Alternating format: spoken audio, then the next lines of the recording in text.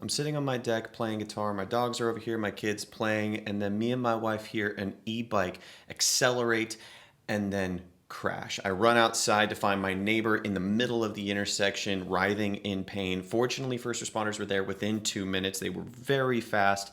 It seems that he got very lucky. I think he only had a broken arm based off of what happened, considering he wasn't wearing a helmet, but it made me so respect the difference. An e-bike or an e-scooter and a manual bike or scooter is so different.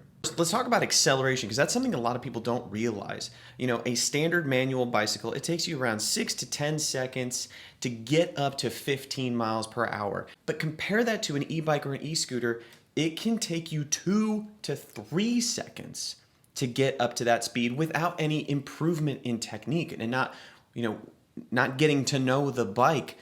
That is one of the biggest dangers, is that kids that are jumping on these things, they don't realize how fast that they can go, that they can, in essence, compete with a car. When we talk about the top speeds, like I said, it would be really hard for someone to get on a bicycle, a manual bicycle, and get up to 18 miles per hour. They'd have to be very fit. They would have to be, used to it, using that bike every single day. But an e-bike or an e-scooter, you can get past that with your very first time on.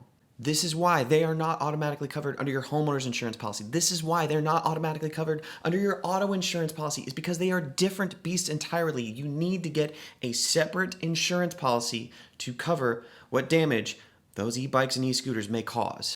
People, be careful about this. There's a reason that a whole bunch of nurses are making content about this. Personal injury attorneys, and I'm going to jump in as an insurance professional, that you have to be aware of what kind of damage you can cause, because what if that person on that e-bike had hit someone else, like a child just walking through the street because they were moving too fast?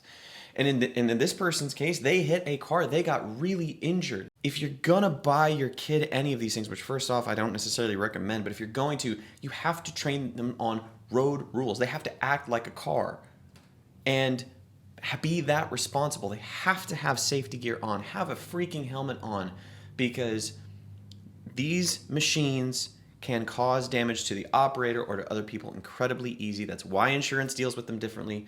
Be safe out there, folks.